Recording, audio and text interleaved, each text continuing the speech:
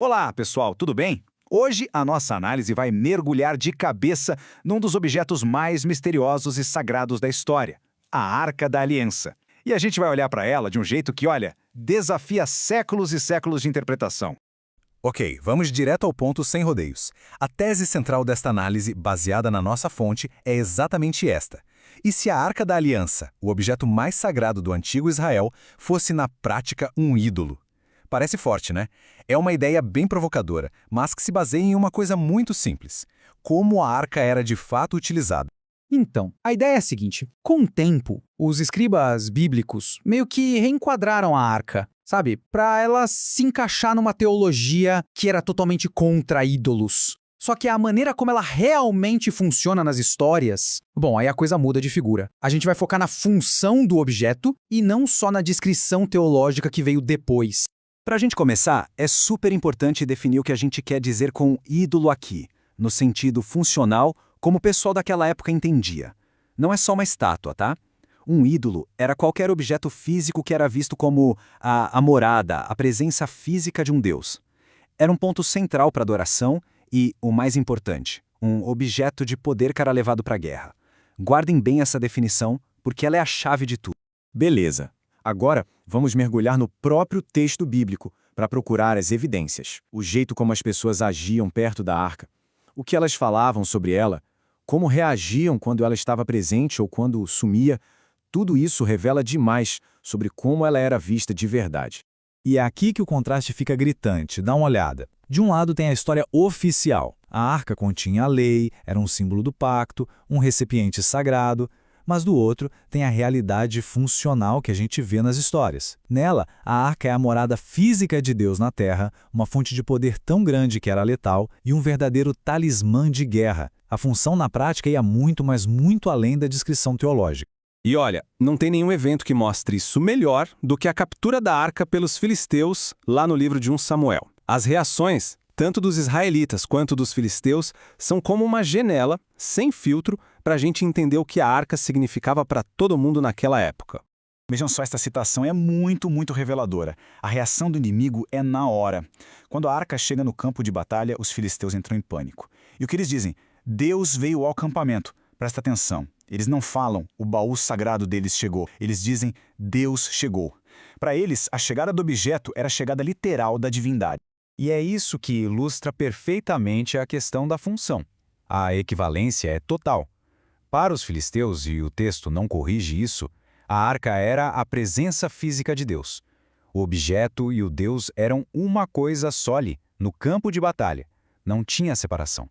E a reação dos israelitas é igualmente forte. O grito de dor deles não é perdemos nosso objeto mais importante. Não, é um grito de desespero total. A glória se foi de Israel. Eles sentiam como se o próprio Deus tivesse sido feito prisioneiro. A perda do objeto físico era a perda da presença de Deus. Ok, agora vamos dar um passo para trás e olhar o quadro geral. A análise da fonte sugere que a arca não era um objeto tão único assim na sua função. Pelo contrário, ela se encaixava como uma luva nas práticas religiosas e de guerra de outras culturas da região naquela época. E olha só que interessante as semelhanças de design com objetos de culto do Egito. Uma caixa de madeira coberta de ouro, anéis para passar as varas de transporte, figuras de guardiões com asas na tampa. Tudo isso tem paralelo direto com o que se vê no Egito. Até a função dupla de guardar documentos e ao mesmo tempo servir de apoio para os pés de um deus invisível era um padrão egípcio, não uma invenção hebraica. Isso não é só especulação baseada em textos antigos, não. A arqueologia vem e confirma. Descobriram um baú mas muito parecido na tumba de Tutankhamon. Ou seja, é uma prova material, concreta, de que esse tipo de objeto era comum, fazia parte da tecnologia ritual da época. Certo. Agora vamos para a principal objeção que sempre aparece, e o mandamento bíblico que proíbe criar imagens de escultura. Se não podia ter idolatria, como é que a arca poderia ser um ídolo? A defesa clássica é que a arca não tinha uma imagem de Deus dentro, só as tábuas da lei. Só que tem uma contradição bem na nossa cara. A tampa da arca, a parte mais sagrada dela, tinha duas imagens enormes de querubins esculpidas em ouro. O que isso sugere? Que a proibição provavelmente não era de toda e qualquer imagem, mas sim de adorar imagens de outros deuses. E o próprio texto da Bíblia reforça isso. A divindade não é descrita como estando só perto da arca, mas especificamente habitando entre os querubins. A localização da presença de Deus está diretamente ligada às imagens que foram esculpidas na tampa.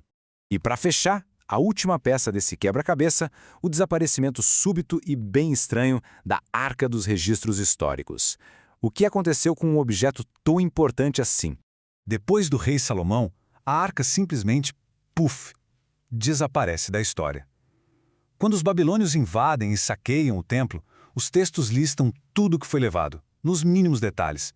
Mas a arca, que deveria ser o item número 1 da lista, não está lá. Esse silêncio é ensurdecedor. A explicação que a fonte propõe para isso é fascinante. Conforme a teologia judaica foi evoluindo para um conceito de Deus mais abstrato, mais transcendente, um objeto físico onde Deus literalmente morava se tornou meio que um embaraço teológico. Era uma lembrança de uma fase mais antiga que já não combinava com a nova forma de entender Deus. E isso tudo nos deixa com uma pergunta final para a gente pensar.